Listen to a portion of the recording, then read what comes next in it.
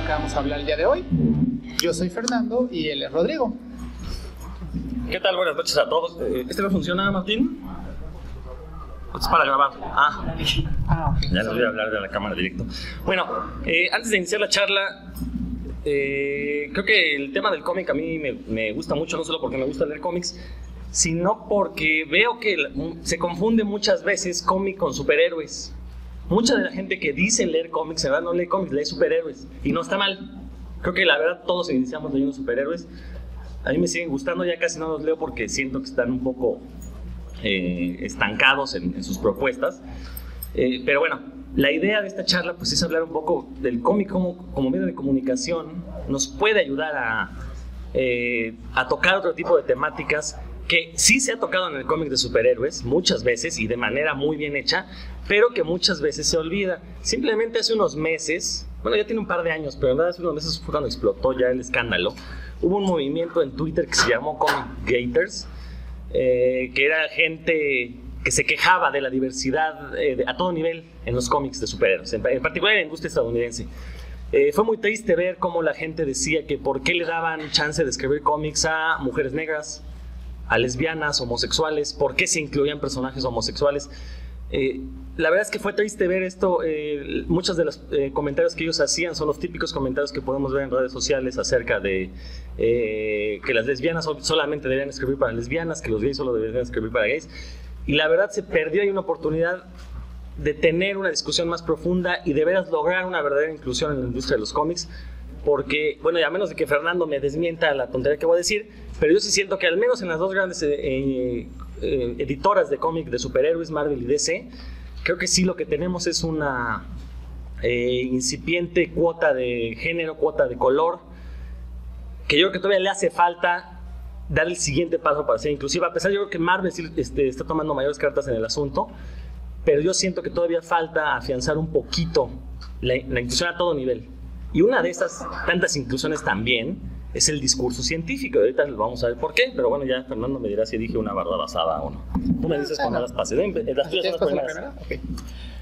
Pues bueno, lo primero que vamos a ver es el título de discusión que nos dice que si los cómics realmente son un medio. Porque hay que tomar en cuenta que, como decía Rodrigo, la imagen que tienen los cómics, que tienen que ver de hecho con la charla que voy a dar después, que es sobre literatura infantil y juvenil, como que siempre han sido vistos como literatura de segunda clase, como literatura para niños, o sea, en el sentido de que es infantil, no en el sentido de que está dirigido específicamente para... Infantiloide, ¿no? Exactamente.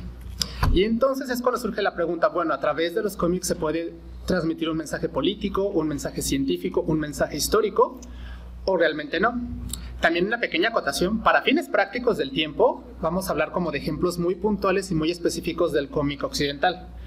Porque si habláramos tan solo de todas las variaciones del cómic occidental, del cómic europeo, del cómic asiático, y del asiático lo separáramos en cómic japonés, cómic coreano y cómic chino, podría durar días, horas. Cómic indio. Y por otro lado, en el aspecto de la diversidad sexual también, si les hablara de toda la historia de cómo se ha abordado, medio que se ha abordado, medio que no, también puede ser un abordaje muy, muy extenso. Lo que sí vamos a hacer a manera de prólogo es mostrarles que de hecho los cómics, o como son conocidos a nivel más profesional, que es arte secuencial, han estado presentes durante mucha de la historia de la humanidad. A ver si quieres con la que sigue. Por ejemplo, aquí tenemos un códice que representa una boda, y pues si lo analizamos bajo criterios actuales de cómics, es un cómic. Nos están contando una historia a través de diferentes viñetas, simplemente tienen que leerse en la manera en la que se leían ellos.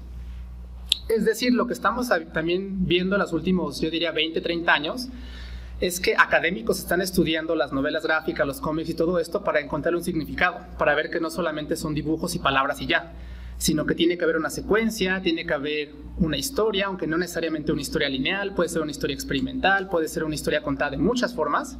Y justamente cuando estaban haciendo este recuento fue que se dieron cuenta de esto, de que los antiguos códices, incluso algunas de las pinturas rupestres en cavernas de Europa, podíamos decir que entran como antecesores del cómic moderno, porque es contar historias. Y de hecho, si quieres poner la que sigue, en estos códices también hay ejemplos de que otro símil con este tema. La diversidad sexual y su representación también se ve como algo muy moderno, como algo que apenas empezó. Pero eso que tenemos ahí, por ejemplo, es sacado de un códice, es la representación de una deidad maya que se llama Chin. Chin era una deidad maya a la cual digamos que se le atribuía todas las relaciones entre hombres. Y es por eso que si bien no era algo que tuviera el mismo peso que otras deidades, sí estaba representado dentro de sus historias gráficas. Ahora bien, igual por lo que sí. Otra acotación que hay que hacer es que cuando hablamos de cómics en general podemos hablar de muchos ejemplos, pero a grandes rasgos los podemos dividir en tres. Por un lado tenemos los cartones, que aquí en México tenemos por ejemplo a Rius, tenemos a Trino, tenemos al Fisgón, que son ilustraciones que tienen un texto pero te están dando como una sola idea ya. Es como un sketch, como que una broma, un comentario político y hasta ahí se acabó. Es por eso que a veces cuando ponen a Rius y a otros artistas como artistas de cómics es como sí y no. Después tenemos la tira cómica. El ejemplo clásico en Latinoamérica sería Mafalda, pero hay muchos ejemplos en Estados Unidos ya que abundaban en los periódicos durante el siglo pasado. En el caso de estas son historias que usualmente se cuentan en pocos paneles, usualmente es una tira o dos, y pues son historias que no tienen realmente continuidad, son realmente como ocurrencias que van pasando una y otra vez. Se podría decir que estas tiras cómicas han evolucionado a lo que ahora se conoce como el cómic digital, donde la gente hace eso mismo, pero en lugar de periódico lo sube a internet. Y finalmente tenemos ya las historietas o los cómics, que son de los que vamos a hablar un poco más a fondo, que pues ya serían historias que cuentan algo de manera secuencial, usualmente se pueden conseguir por fascículos. Como mencionaba Rodrigo, en Occidente tenemos dos distribuidores, bueno, originalmente había dos distribuidores grandes, que eran la casa de Marvel y la casa de DC. Últimamente eso ha cambiado. De hecho, también por eso voy a hablarles de un ejemplo de una casa que se ha levantado justamente porque está haciendo lo que mencionaba Rodrigo.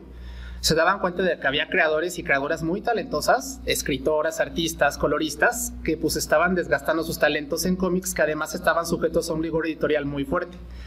Entonces, lo que hicieron fue crear una casa editorial donde ellos puedan hacer lo que quisieran, siempre y cuando siguieran ciertos lineamientos mínimos. ¿Quieres decir algo? Sí.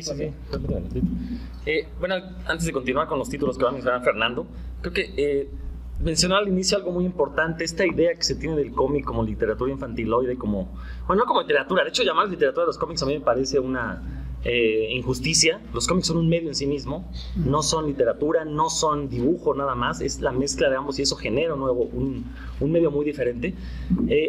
Pero por ahí de los años 50, un psicoanalista, justamente tenía que ser el psicoanálisis de que viniera a molar a los cómics, se le ocurrió decir que los cómics pervertían a la juventud. Este cuate se llamó Frederick Wertham, publicó un libro que se llamó Seduction of the Innocent, la seducción de los inocentes, y desencadenó una verdadera cacería de brujas en la industria del cómic estadounidense, que fue lo que determinó que los superhéroes fueran el único género de cómic que existía en Estados Unidos, al menos desde los años 50 hasta mediados de los 90 más o menos. Lo que no quiere decir que no existían otros géneros de cómics, sino que no tenían la exposición ni se vendían a nivel masivo como el género de superhéroes. Este pánico moral estuvo fundamentado en algunos dichos, como dije, de un psicoanalista. Creo que muchos de los que están aquí ya sabrán que el psicoanálisis se considera una pseudociencia. Muchos de sus... más que nada su tesis se basaba en decir que los cómics pervertían a la juventud porque promovían violencia, promovían homosexualismo y promovían uso de sustancias psicoactivas. Entonces eso era un problema para la juventud. Obviamente el señor no se metió a estudiar socioeconómicamente cuáles eran los problemas que tenían los delincuentes juveniles, el nivel educativo en Estados Unidos jamás se tocó. Entonces eso habla de su investigación. Y aparte, hace 2 o 3 años un estudiante de psicología se puso a investigar el trabajo de Frederick Wertham y descubrió que muchos de sus casos de estudio se los había inventado, al igual que Freud, que también ya se descubrió que muchos de sus casos de estudio han sido inventados. Pues entonces resulta que todos los dichos de Frederick Wertham no tenían sustento alguno para pues darle un clavazo más al ataúd del psicoanálisis como ciencia, ¿no? Pero bueno, desencadenó un pánico moral que, entre otras cosas, a lo que llegó es que se hiciera un código de conducta para los cómics en los cuales se prohibía hacer apología de la violencia, se prohibía utilizar monstruos, se prohibía utilizar drogas, y por lo mismo lo único que se podían hacer pues eran aventuras tontas de superhéroes, como las que vimos, como si recuerdan la serie de Batman televisiva, con todo lo divertida que pueda ser, pero ese era el tipo de cómics que se podían leer a partir de los años 50 y por lo menos hasta mediados de los 80 fue lo que estuvimos acostumbrados. Ya a mediados de los 80 hubo ahí un destape que permitió otro tipo de ideas, y sobre todo el cómic independiente también a mediados de los 80 empezó a ser reconocido gracias a un título que se llama Mouse, que llegó a ganar el premio Pulitzer, y eso ya demostró que el cómic como medio podía contar otro tipo de historias, y sobre todo el gran público descubrió que podía contar otro tipo de historias. Antes de pasar a la que sigue. Y bueno, justamente vamos a hablar primero, voy a hablarles primero un poco de cómo la diversidad sexual ha sido representada en los cómics occidentales, y los 4 ejemplos que les voy a dar, 2 van a ser de superhéroes y 2 van a ser no. La razón de la que es importante de superhéroes es que, si bien, como decía Rodrigo, es debatible que su calidad se ha mantenido en los últimos 20 años, lo cierto es que siguen siendo los que a más gente llegan. Es como, por ejemplo, cuando algunas personas dicen, ay, ¿por qué criticas tanto, no sé, la representación de un personaje homosexual en comedias mexicanas? Si no están pensadas, pero están pensadas para las masas. Y les digo, justamente, como están pensadas para las masas, son a las que más personas van a llegar, son a las que el discurso más va a estar llegando. O sea, de nada me sirve que una película, sí tiene su valor una película independiente que represente muy bien, pero su impacto no va a ser el mismo que el de una película que llega a todas las salas. Porque tanto el cine como los cómics también se pueden considerar como medios de comunicación, de los cuales la gente puede tomar un discurso y a partir de ahí construir, perpetuar estereotipos o abolirlos. Y justamente con esto que mencionaba del estudio de los años 50, donde se creó este concepto de la perversión del inocente y todo, una cosa que veían es que involuntariamente muchos de los superhéroes masculinos, justamente por ¿cómo decirlo? Por este sexismo subjetivo, usualmente solamente trabajaban entre ellos. O sea, Batman solo trabajaba con hombres, Superman solo trabajaba con hombres, y entonces lo que quisieron hacer como solución fue decir, pues les creamos contrapartes femeninas y pues ya decimos que es una relación y ya. Y entonces, a partir de eso, fue que crearon un personaje equivalente de Batman, que es con el que vamos a empezar, ahora sí que es la que sigue, que es Batwoman. Y originalmente era un ejemplo claro, no sé cómo decirlo. Hay una discusión en arte sobre quién realmente tiene la capacidad de crear cierto tipo de personajes, o sea, de si los hombres realmente pueden crear personajes femeninos y viceversa, auténticamente.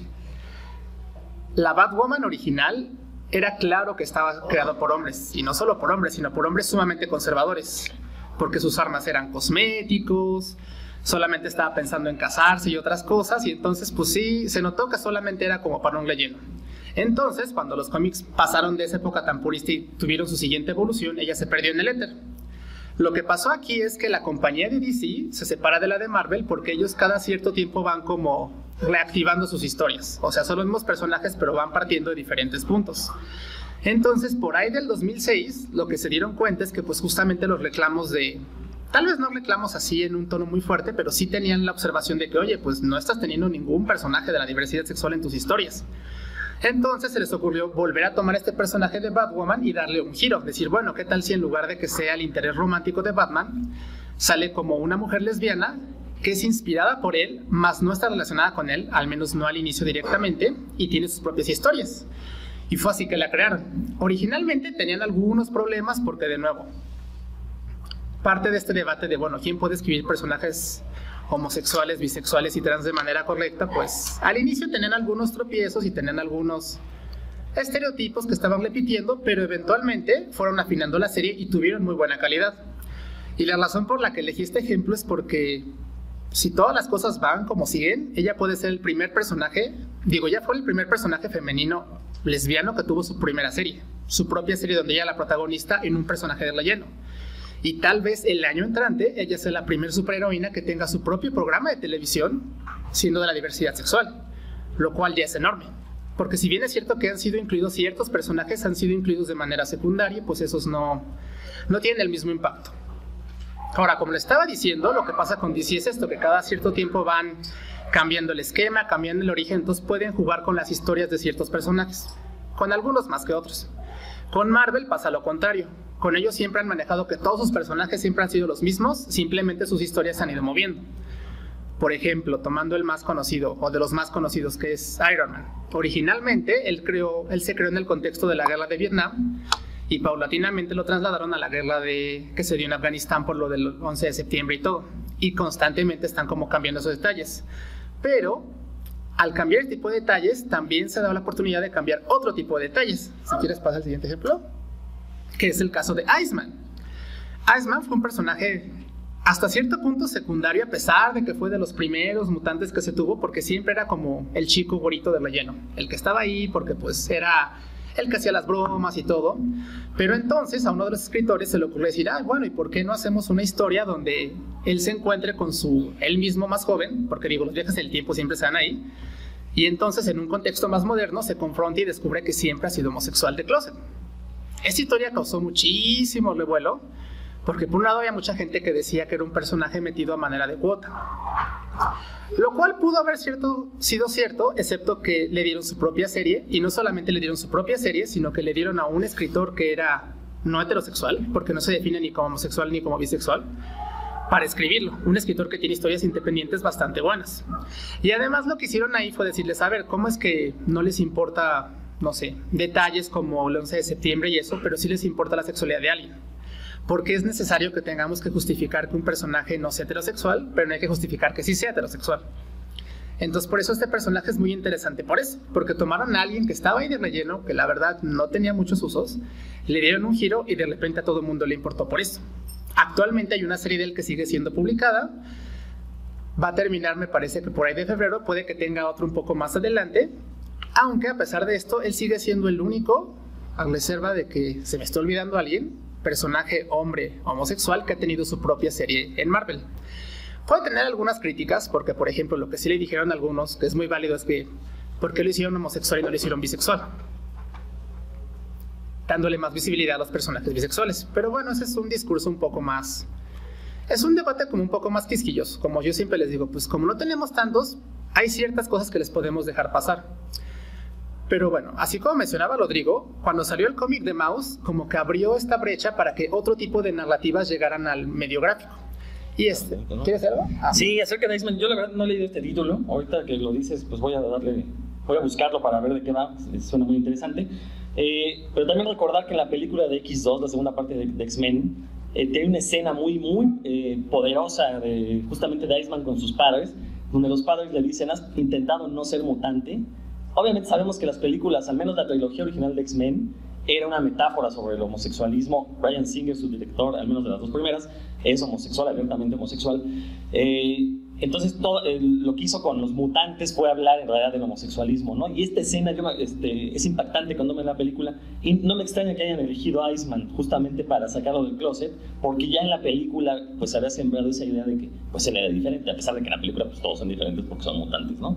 Pero vamos, suena muy interesante este título. No sé si se haya publicado en México, yo creo que no, porque sabemos que los que publican cómics en México pues no tienen ni idea de lo que hacen.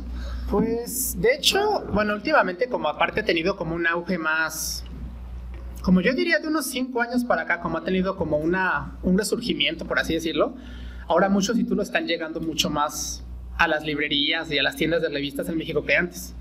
De hecho, justamente lo que les comentaba, de que si la serie de Batwoman llega a pasar, podría ser que tal vez saquen sus historias por primera vez coleccionadas. Lo que sí también hablando de ese tema es que una de las quejas de las personas era de que bueno, es que los mutantes ya son una alegoría de las minorías, porque tiene que ser aparte una minoría. Y de hecho el escritor, por eso elegí este panel, él mete ese discurso porque justamente lo que hace Bobby, que es su nombre, ¿verdad? Robert, es decir que la razón por la que se mantuvo en el closet es porque era muy como que estresante para él ya ser una minoría y ser aparte otra minoría. Entonces justamente el escritor lo que hizo aquí fue jugar con ese discurso de bueno, ¿por qué si ya son perseguidos por una cosa no pueden ser aparte ser de otra minoría?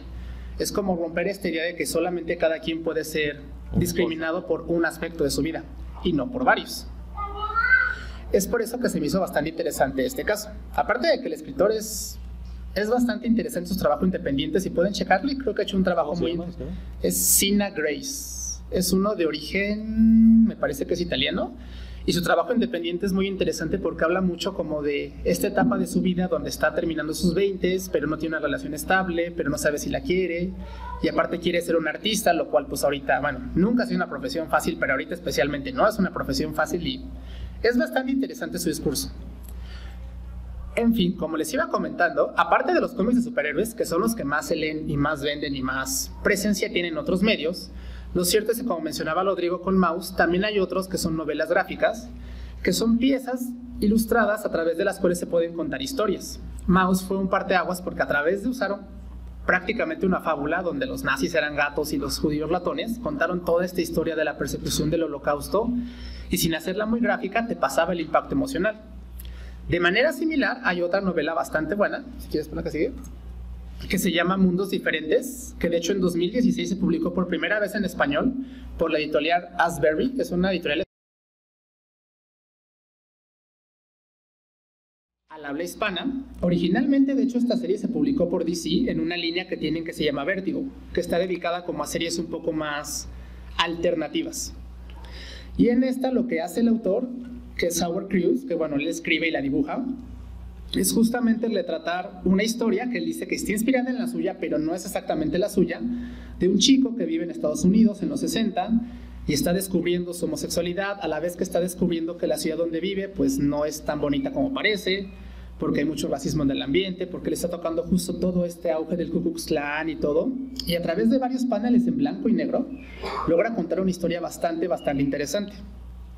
Esta historia aparte me agrada mucho porque, de nuevo, como con el caso de Iceman, te muestra que usualmente ser homosexual, lesbiana u otra entidad de género no pasa en una burbuja. Estás viviendo en un ecosistema donde además de lidiar con lo tuyo, tienes que lidiar con otros problemas. Por ejemplo, en el caso del protagonista de esta historia, tiene que lidiar con que su vecino es hijo de un referente afroamericano, que es líder como de un grupo civil, que está siendo acosado por el Ku Klux Klan, y aparte tiene que lidiar con un amigo de él, que se peleó con su familia y está como en un estado depresivo un poco complejo de explicar, pero bastante interesante. Asimismo, lo que se me hizo muy interesante es que el título original es un juego de palabras, porque rubber es como se le llama a los condones en Estados Unidos.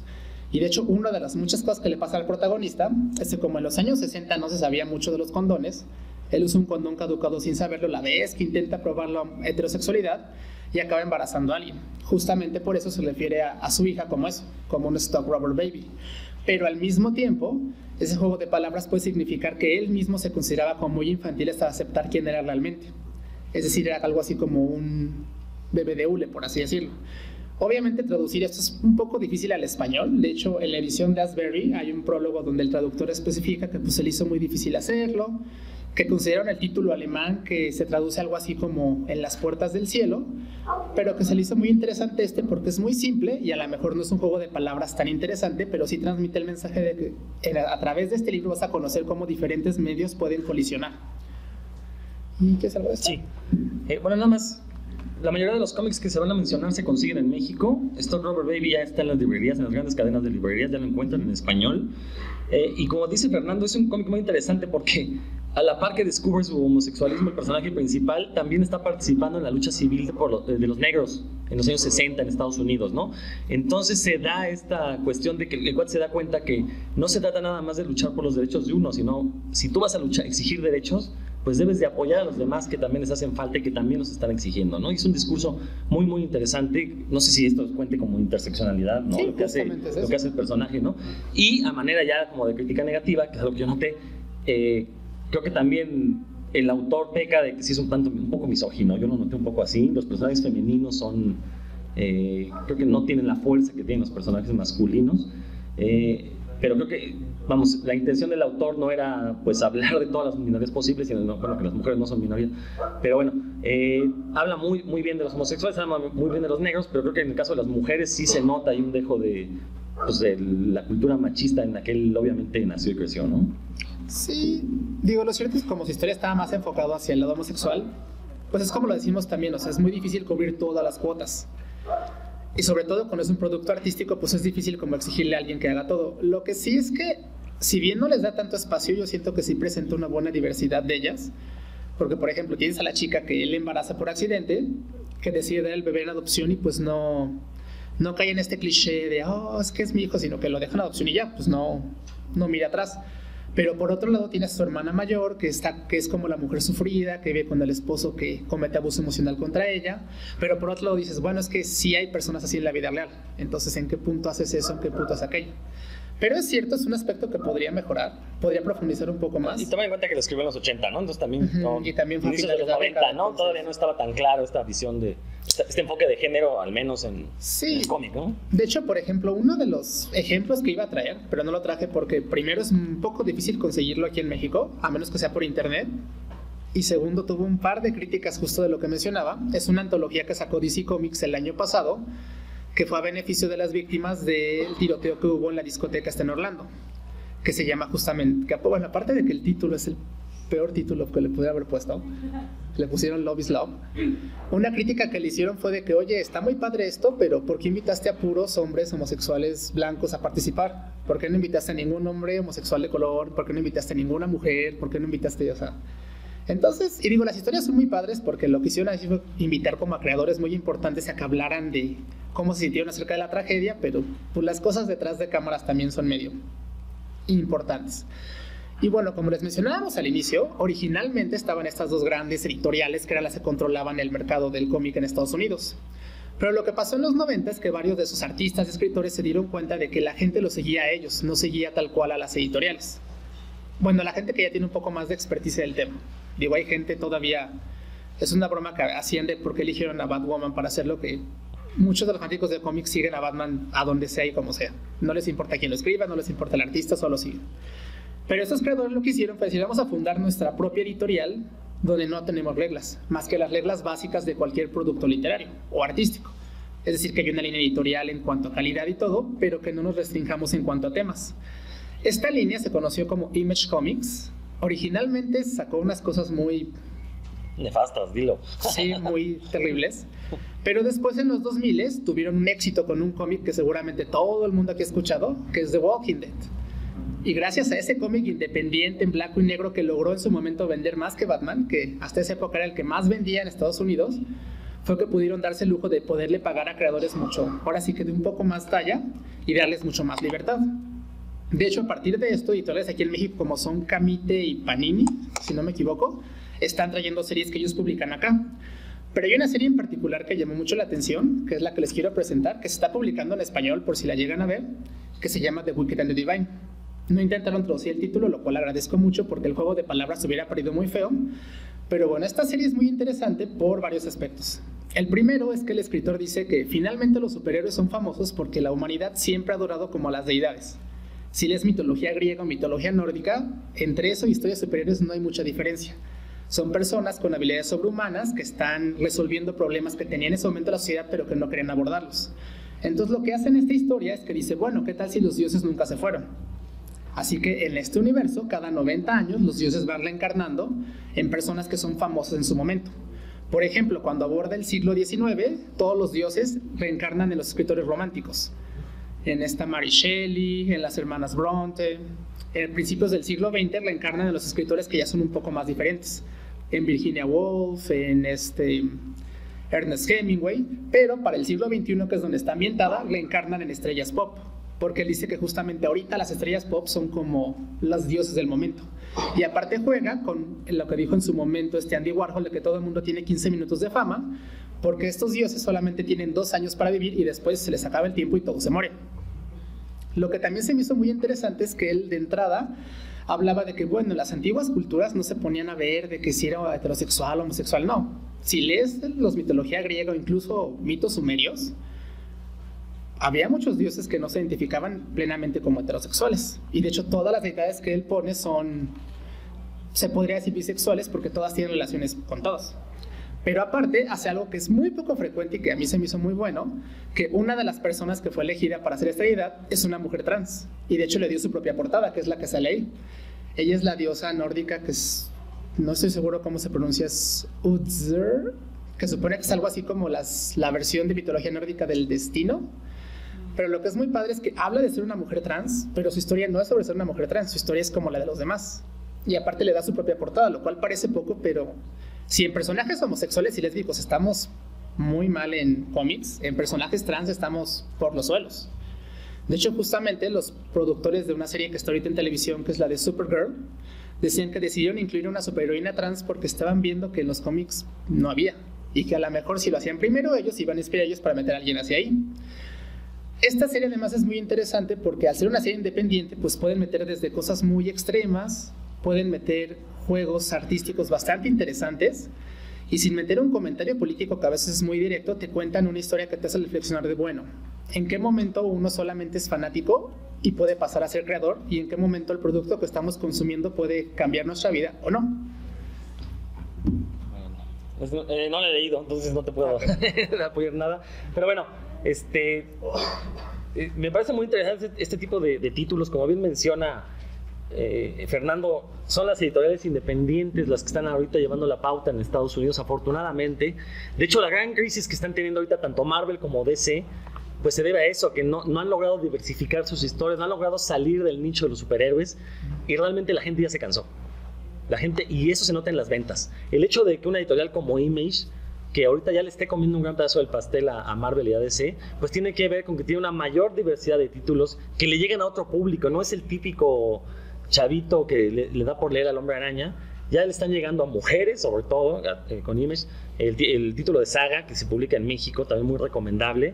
Sé que lo leen muchas mujeres, The Weeknd y And the Divine. Y bueno, en general se están expandiendo y aparte están llegando a otros mercados. Image se empezó a vender también en librerías, salió del gueto de las tiendas de cómic. Entonces eso también fue muy importante porque al llegar a una librería ya estás accediendo a otro público. De hecho, ahorita afortunadamente en México estamos viviendo ya un boom de cómic, no solo porque se estén publicando cientos de títulos al mes en México, sino porque ya las librerías por fin tienen un librerito con cómics. Hace 10 años no había ese librerito. Ahora, si viene un español se va a reír porque la sección de cómics en cualquier librería española es del tamaño promedio de una tienda de cómics mexicana. La sección de cómics, aquí tenemos un librerito, pero bueno, algo es algo, ¿no? Y bueno, ya vamos a cambiar un poquito de la dirección. Vamos a hablar directamente de cómics que divulgan ciencia. En México tenemos dos grandes ejemplos. Bueno, uno muy grande, el otro yo apenas lo descubrí, no sabía que existía hasta hace poco. Pero a mediados de los 80 se publicó esta enciclopedia científica llamada Proteo, que era la traducción de un cómic francés que se llamaba Enciclopedia del Conocimiento. En México se publicaron 18 tomos. Si mal no estoy, en Francia fueron 45. O sea que nos quedamos con menos de la mitad de la historia. Era algo muy curioso porque uno veía los tomos, la mitad de las páginas era un cómic tal cual de ciencia ficción con un personaje que se llamaba Proteo porque podía cambiar de forma, como el dios Proteo, el dios de la mitología griega. Pero aparte tenía aventuras en el espacio. Obviamente era un producto de explotación mucho de Star Wars, por eso hay unos soldados que parecen mucho a los Stormtroopers. Y terminaba la historia y empezaba una enciclopedia tal cual. Explicaban algunos de los conceptos que se manejaban en la historia. Obviamente a mediados de los 80, niños, los que fuimos niños en esa década, pues era algo muy interesante, porque al mismo tiempo que uno leía un cómic, pues leía algo de ciencia. Pero lo vemos ahora ya con los ojos actuales y pues sí nos deja un sinsabor porque uno dice, bueno, o sea, estaba muy bien que fuera un cómic, pero la intención didáctica era muy obvia. O sea, básicamente era una clase hecha cómic. Entonces uno dice, ya lo lee ahorita y sí se ve obsoleto, ya se nota aburrido, no cuenta con las herramientas con las que los poseemos. Pero bueno, en aquellos años la verdad tuvo cierto éxito, sobre todo entre la clase media. Me imagino que no la publicaron completa por una cuestión de derechos. No sé si no le llegaron al precio a la editorial francesa o si no se vendía, porque actualmente uno va a las librerías de viejo y todavía encuentra ejemplares de Proteo. Se puede, con un poquito de que le dediquen de tiempo, se encuentran los 18 volúmenes, ¿no?, que se publicaron. Los publicó la CEP, además, fue una coedición entre CEP y Promexa. Entonces, eso hablaba de que en algún momento la CEP sí se preocupaba por traer materiales de calidad para vender en México. Bueno, los que tengan arriba de 35 años recordarán los libros de lectura, los libros gratuitos de lectura que nos daban en la escuela, eran maravillosos. Ahí conocí a Ray Bradbury, ahí conocí a Armilo Abreu, bueno, un montón de escritores, ¿no? Pero bueno, lo que quiero dejar claro es que este tipo de cómic eran cosas raras, porque nos hablaban de ciencia. Hace poco me topé en una librería de viejo que está del otro lado, se llama Profesor Planeta, hecho por mexicanos, lo publicó Editorial Posada, que también publicó en algún momento los cómics de Rius. Y la verdad me sorprendió mucho porque fue publicado en los años 70 y era muy parecido a Proteo, también aventuras como de ciencia ficción, pero aquí era un profesor que se hacía chiquito y se metía al torrente sanguíneo de una persona, como la película esta de Viaje Fantástico. Y bueno, pues ahí hablaban sobre fisiología, hablaban sobre biología celular, sobre microbiología. El problema, y es el mismo, como que no tenían claro que podían hacer una historia de corte fantástico y meterle la ciencia como mero adorno, pero no, ellos lo que querían es que la gente aprendiera de ciencia, no se hagan de cuenta que era una clase hecha cómic. Creo que ese es el gran problema que hemos tenido, al menos en Latinoamérica, a la hora de hacer productos de divulgación, que no sabemos diferenciar la parte discursiva de lo que debe ser la divulgación de la parte discursiva de lo que es la enseñanza. Entonces muchas veces lo que tenemos son herramientas didácticas que a lo mejor como divulgación no tienen valor. A lo mejor dentro de un aula funcionará muy bien, pero fuera de ella no. Y eso lo podemos ver con estos cómics. Afortunadamente el cómic ha evolucionado ya como como medio de comunicación e incluso como obra de arte. Y tenemos ya productos un poco más pulidos, aunque también con sus bemoles. Estos dos títulos se consiguen en México. El primero, Logicomics, es la vida de Bertrand Russell, es un matemático. El gran defecto que tiene es que efectivamente se centra en su vida y no en su trabajo. Entonces uno se entera de todas las mujeres con las que se acostó Bertrand Russell, pero no se entera cuál fue su trabajo matemático, lo cual a mí me parece una estupidez. Entonces le hubieran llamado Bertrand Russell Comic en lugar de Logicomics, porque nunca hablan de lógica. La verdad, fue bastante molesto cuando lo leí, sí me sentí defraudado. El Cosmicomic no lo he leído porque está carísimo, pero lo he ojeado, conozco gente que lo ha leído, que me ha platicado que sí vale la pena, que es un poquito más la historia de la teoría cosmológica, desde, recordemos, pues salen personajes como Einstein, como ¿cómo se llama el del Big Bang? El que descubrió el Big Bang, se me fue el nombre. Bueno, el de la radiación de fondo, ¿cómo se llama? Bueno, ese cuate. Bueno, cuando lean Cosmicomics entenderán, hoy se me fue el nombre, me barrio. Que bueno, justamente, otro ejemplo que también consideré pero no puse, es que de Alan Turing, esta figura emblemática que une la ciencia y la diversidad sexual, han sacado 2 novelas gráficas biográficas, pero las 2 hacen lo contrario que esta. En las 2 pasan páginas contándote de cómo fue que descubrió el código Enigma y todo, pero de su vida amorosa, no. Porque está prohibido. Exactamente. Sí. Pero ahí porque es necesario hablar de la vida amorosa, de la vida personal del personaje. En el caso de Bertrand Russell, no me interesa saber a cuántos. Que aparte, ya si lo vemos con las gafas violetas, el señor era un acosador, ¿no? Entonces, tenemos hoy en bronca. Pero bueno, no todos los cómics de divulgación científica son como estos. Afortunadamente, hay gente que se ha preocupado, lo que les comentaba, ¿no? Que la intención didáctica no sea tan obvia, que metan cuestiones científicas de una manera más velada, es más, que sean parte integral de la historia, que no sea el objetivo, mira, esto es ciencia y te la voy a enseñar, ¿no? Ya desde el título, Logicomic, Cosmicomic, hay autores que ya se han preocupado por hacer una investigación y contar una historia a partir de lo que ellos aprendieron en la investigación. En particular, vamos a comenzar con este cómic. Es un cómic muy particular, es mexicano, el escritor se llama Jorge Grajales. El dibujante se llama Bernardo Fernández, mejor conocido como Bev. Afortunadamente Bev solo dibuja, no mete nada más. Afortunadamente dibuja muy bien, como escritor es bastante malito. Este cómic Census lo publicó El Monte de Piedad y tiene la particularidad de que está escrito en braille. Tiene una historia con palabras que uno puede leer y tiene otra historia en braille. Entonces, si uno conoce braille, si uno puede ver y leer braille, conoce 2 historias. Si uno tiene problemas de visión, pues va a conocer una, que es la táctil, y si no sabe leer braille, pues obviamente se queda con una historia, ¿no? Es muy interesante. Aquí abajo, no sé si se alcancen a ver los puntitos. Bueno, para que lo vean. Fueron 3 números. El primero dedicado a la ciencia ficción, el segundo al terror, y el tercero, que es el que me interesa, que es el que estamos viendo acá, fue dedicado a la divulgación de la ciencia. El personaje principal es una divulgadora científica que en las noches se pone un traje de demonio, se hace llamar Visual Devil, juego de palabras con débil visual. Y bueno, es divulgadora científica. El cómic habla sobre quimiofobia, pero la verdad es que Jorge Grajales, que a lo mejor lo conocen porque él es el principal promotor de cine en México, la verdad, no uno de los principales, el principal, hizo un trabajo muy bueno para hablar por qué la gente le tiene miedo, entre otras cosas, a los transgénicos o a las palabras raras que tienen que ver con los químicos, ¿no? Es muy interesante. Desgraciadamente el cómic pues está agotado, está fuera de prensa. Es muy difícil que vuelvan a hacer otro tiraje porque no nada más es imprimir el cómic, es pasarlo por la maquinita que le mete la historia en braille, y mucho menos publicar un compilado, ¿no? Porque un libro gordo en braille pues, se aplastan los puntos y eso impide que se pueda seguir leyendo. Sin embargo, si se lo llegan a topar de pura casualidad, ese tercer número, bueno, los 3 números son muy divertidos, pero ese tercero, la manera en la que combina Jorge la cuestión de los problemas visuales con la divulgación científica, la quimiofobia, y aparte que nos hace darnos cuenta del problema que es para los que tienen problemas de una discapacidad visual leer, pues la verdad es que a uno sí le abre los ojos, ¿no? Lo que veíamos en el taller hace rato, ¿no? Con las tijeras zurdas, que hasta que uno no vive la experiencia no se da cuenta que vivimos en un mundo de derechos y no en un mundo que sea ambidiestro. Pues lo mismo pasa con la gente que tiene discapacidades visuales, ¿no? O sea, de veras hay que darnos cuenta del privilegio que es poder ver o tener las 2 manos o tener las 2 piernas, y creo que cuando uno lee Census se da cuenta de eso, ¿no? Entonces lo quise mencionar este cómic porque pues es una obra que a mí me parece portentosa, que digo, desgraciadamente está descatalogada, pero pues que debemos de Paco Roca.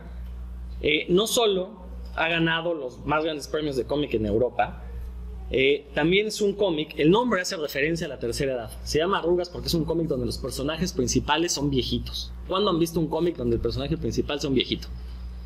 Les aseguro que nunca, sí los hay, pero les aseguro que nunca lo han visto.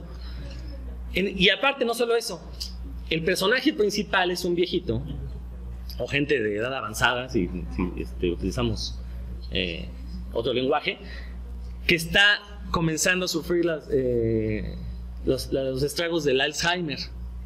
Y se lo informan, y entonces todo el cómic es la historia del señor que, bueno, pues no sabe qué hacer con su enfermedad, cómo le hace la familia para lidiar cuando se entera que tiene esta enfermedad.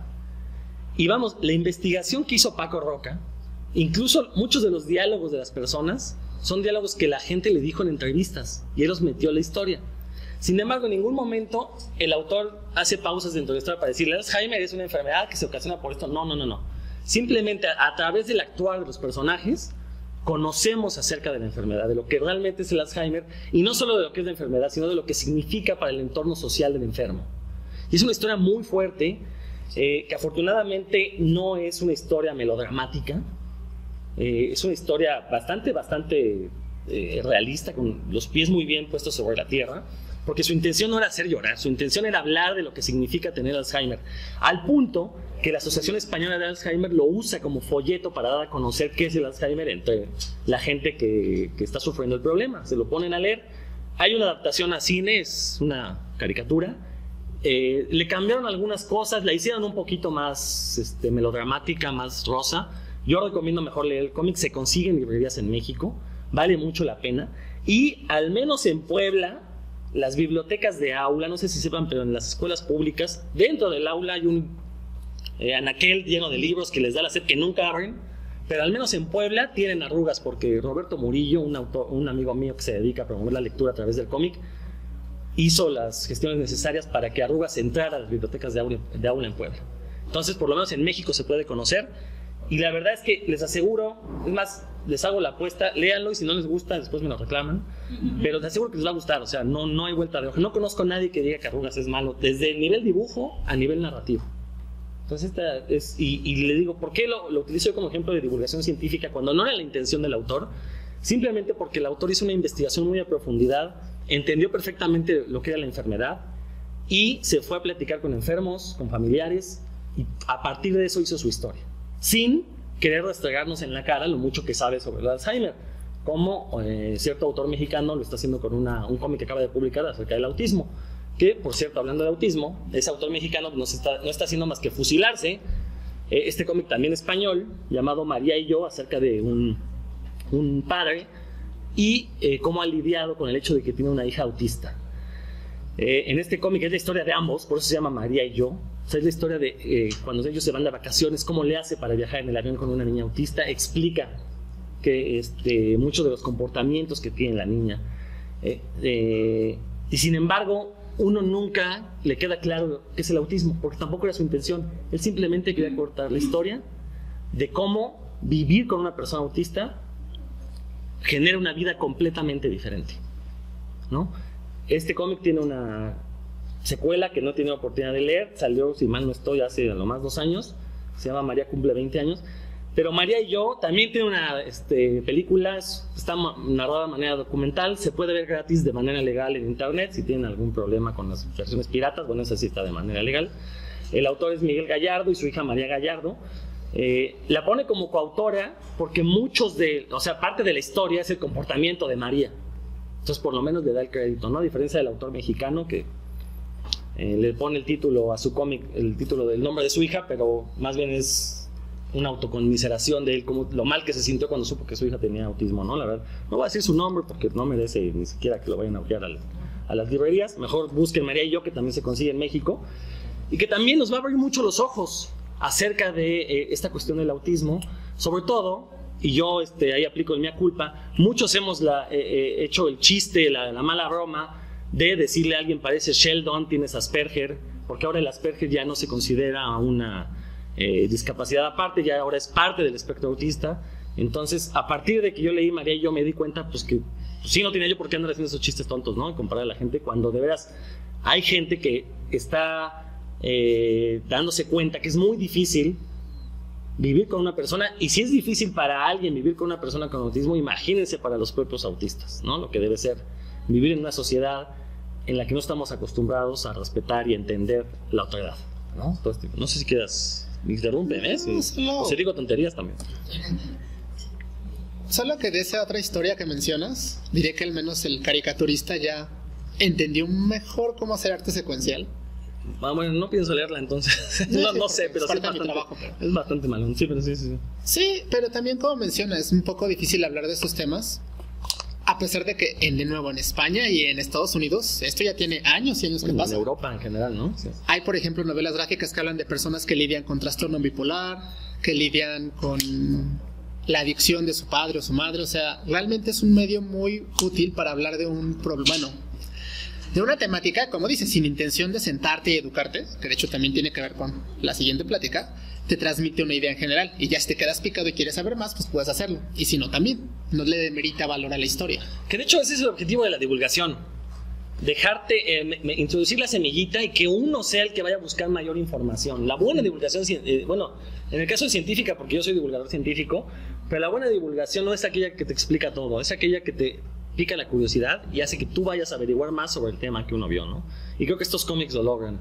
Después de leer Arrugas o María y yo, uno le quedan más dudas que certezas acerca de ambas enfermedades, y pues ya está en uno si quiere a salir de dudas, ¿no?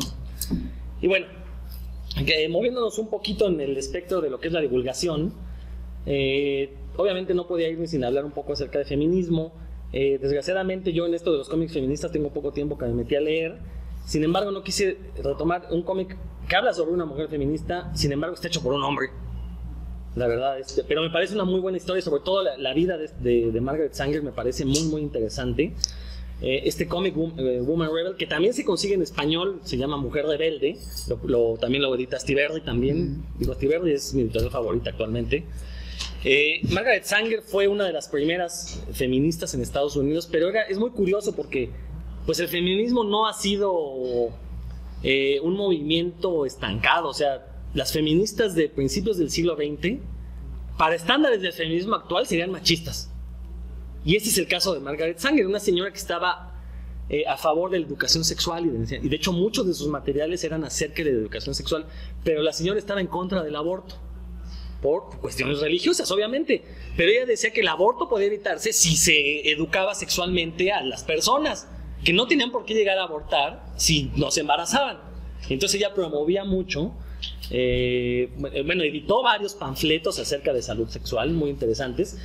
Y aquí lo interesante es que esos panfletos fueron traducidos en México, en la península de Yucatán, por Elvia Carrillo Puerto, que en su momento fue la primera mujer diputada en México y fue hermana del gobernador de Yucatán, de Felipe Carrillo Puerto. Pero lo interesante es que Elvia Carrillo Puerto también promovía los derechos de las mujeres y promovía mucho la educación sexual. De hecho, el feminismo en México nace en Yucatán. Entonces, y esto me parece interesante porque yo ahorita estoy viviendo en Yucatán, y cuando descubrí eso, pues fue un golpe de realidad también, estamos aislados totalmente de lo que está pasando en otras partes del mundo. Pero bueno, la historia de Margaret Sanger también habla de las sufragistas, habla también se mete un poco con cuestiones de raza, lo que hablamos hace rato de la interseccionalidad. En esta página, bueno, ella está dando una charla a esposas del Ku Klux Klan, de señores que pertenecen al Ku Klux Klan, les está dando una clase de educación sexual y les dice: miren, aquí tenemos este juguete que representa una vagina, y en el último cuadro se para una señora que es una vagina. O sea, Peter Bagge, el autor, no nada más nos está hablando de la historia de Margaret Sanger, nos está hablando de la actualidad de lo que es la cultura estadounidense. Mucha de la gente que votó por Trump no sabe lo que es una vagina, y se los puedo asegurar. Por eso votaron por Trump, porque se les hizo fácil. Entonces, bueno, a través de este tipo de cómics, que aparte el estilo de Peter Bagge es muy gracioso porque él dibuja como muy deformados los personajes, muy caricaturescos. Bueno, Peter Bagge también es una institución en Estados Unidos, es uno de los principales autores de cómic independiente. Entonces, la verdad, también para darse cuenta de las luchas que ha tenido que sufrir el feminismo a lo largo de su historia, creo que la historia de Margaret Sanger es muy muy interesante. Insisto, aquí es mea culpa el que no haya traído un cómic feminista escrito por mujeres, pero no quería dejar de pasar la ocasión de hablar de Margaret Sanger porque la historia de su vida pues es la historia de muchas de las mujeres que hemos visto a lo largo del país, ¿no? Si vieron Roma, que seguro ya la vieron, si leen Woman Rebel van a encontrar muchos vasos comunicantes, muchos puntos en común, la verdad. No sé si quieras comentarlo. Bueno, ya me lo terminamos. Bueno, obviamente también tenía que mencionar Phone Home de Alison Bechdel. Alison Bechdel es una autora lesbiana totalmente desde el inicio de su carrera. Bueno, más bien nunca ocultó su preferencia sexual. Phone Home es la historia de su vida, porque resulta que su padre fue homosexual de closet durante muchos años y pues obviamente eso generó ciertas tensiones dentro de su familia y todo esto queda plasmado en Phone Home. La verdad es que es una historia, pues si uno la lee, uno no queda indiferente, ¿no? Después de leerla, porque se da cuenta cómo muchas de las cosas, muchos de los problemas que muchas veces presentamos las personas es porque nos estamos guardando nuestros verdaderos sentimientos. Y esto no lo digo de manera chabacana, lo digo, si leen Phone Home se van a dar cuenta de lo que estoy diciendo, ¿no? El significado de mis palabras. Alison Bechdel también es conocida por el famoso test Bechdel, que es para saber si una película es machista o no. Son una serie de preguntas entre las que se incluyen si hay personajes femeninos, cuántos personajes femeninos hay, si hablan entre ellas, si cuando hablan entre ellas hablan sobre el personaje masculino principal y una serie de cosas. Si la película tiene más de un porcentaje de cis, pues resulta que la película es machista, ¿no? Aunque el personaje principal sea femenino. Pero bueno, también Alison Bechdel es conocida por ese test. Sí, y de hecho, bueno, de manera curiosa, ese cómic, bueno, esa novela gráfica, la trajo a México Alfaguara, si no me equivoco. Bueno, Random House. La distribuye. Y se me hizo muy interesante porque esta autora se hizo famosa en Estados Unidos por una tira cómica de la que les hablaba al inicio, que salía en los periódicos, que se llamaba, bueno, la traducción al español creo que fue algo así como Lesbianas de Cuidado, que era algo así como estas tiras cómicas de la vida cotidiana de la gente en Estados Unidos, pero todas las protagonistas, o casi todas, eran mujeres lesbianas. Pero ella siempre dijo que eso nunca fue autobiográfico porque como que ella sentía que era más divertido crear personajes nuevos, pero en ella sí se explaya del todo. Hay una secuela que tiene esa novela que para mi gusto no tiene el mismo impacto emocional, pero no sé si la has leído. ¿Cómo se llama? No lo he leído. Ay, ahorita se me fue el nombre, pero ella es como una continuación, pero es como que ya sacó lo más fuerte en esta, entonces la secuela fue... No, cuando uno lee esta sí se saca de onda muchísimo. De hecho, desde el título Phone Home se llama así porque ellos vivían de una funeral home, de una casa de velorios. Entonces, y bueno, hace la comparación de que, pues sí, por un lado lidiaban con la tristeza de las familias que iban a velar a su cadáver ahí y con los problemas que tenían dentro de la casa por las cuestiones de autorrepresión del papá, ¿no? Entonces, la verdad es que es bastante interesante. Se consigue en México, como ya bien dijo Fernando. Creo que Random House es quien la distribuye. Sí, la edición debe ser española. Sí. Eso sí. Y bueno, ya para finalizar, uno de mis cómics favoritos, así se llama Action Philosophers, filósofos de acción. Es un cómic de divulgación de filosofía, historia de la filosofía en cómic, de una manera muy sencilla, muy agradable, no tan profunda como quisiéramos, pero va desde los filósofos griegos hasta filósofos actuales. Por ahí mete a Ayn Rand. Obviamente los autores son gringos, tenían que hablar de Ayn Rand porque pues es la principal filósofa gringa, entonces tenía que meterse, pero se meten con Marx, se meten con todo, en un toque humorístico, muy divertido, pero la verdad muy bien fundamentado. Está muy bien escrito. Se puede conseguir en un solo tomo. Entonces este sí, no sé si existe en español, pero bueno, ya ahorita lo pueden comprar en línea. En inglés, si no saben inglés, pues ni modo, sería un buen pretexto para aprender. Pero como pueden ver ahí en las portadas, pues sale Platón, los presocráticos, Karl Marx, Nietzsche, se mete con Sartre. Vamos, le da un repaso a toda la historia de la filosofía, mucho mejor que el mundo de Sofía, porque el mundo de Sofía en realidad es un pasquín religioso disfrazado de filosofía, pero aquí sí está mucho más completo. El autor es Fred Van Lente, el dibujante se llama Ryan Donlevy. Sí, pues hay un símil que sí está en español, que no es exactamente lo mismo, ¿no? Que se llama Herejes, que lo publica Editorial Océano. Sí. Y ahí más bien está muy interesante porque nos habla del momento de la historia en la que los filósofos naturales pasan de ser eso a ser científicos. Y te mete un poco la pregunta de, bueno, ¿dónde acabó la filosofía? ¿Dónde empezó la ciencia? ¿Por qué se separaron? ¿Realmente se separaron? Nada más que ahí, pues no los deformas y te cuenta sus vidas de manera gráfica, pero está bastante entretenida. Y como dice, te mete muchas preguntas que no necesariamente contesta, pero te deja para que si te interesa saber algo, te vayas mucho más. que, insisto, ese debe ser el objetivo de la divulgación. La divulgación nunca debe pretender enseñar, porque para eso está la escuela. La divulgación simplemente es mostrar algunas de las maravillas, ya sea de la ciencia, de la historia, de la filosofía, de la diversidad, a todo nivel, diversidad no nada más sexual, también diversidad racial, todo ese tipo de cosas. Y bueno, creo que hay muy buenos ejemplos en el cómic. De hecho, me atrevería a decir que hay muchos más, hay mucho mejores ejemplos de divulgación dentro del cómic que en el cine. Que en el cine también hay muy buenas cosas. Hay que rascarle, pero sí las hay. Pero en el cómic yo me he topado con cosas más aterrizadas. Este es un ejemplo perfecto. Es muy divertido, la verdad. Uno entiende perfectamente cuáles eran los preceptos de Nietzsche, por qué pasa la historia del pensamiento nietzscheano. Habla de Kierkegaard, habla del filósofo que ustedes me digan, aparece, ¿no? Entonces, la verdad vale mucho la pena. Y creo que con esto, efectivamente, por ahora terminamos. Simplemente no fue un repaso exhaustivo de cómics, sino algunos títulos que, a nuestro juicio, creo que pueden servir para darnos cuenta de esa realidad que muchas veces no queremos acceder, ¿no? Exactamente, sobre todo ahora que está llegando, como dice, a mercados cada vez mucho más amplios.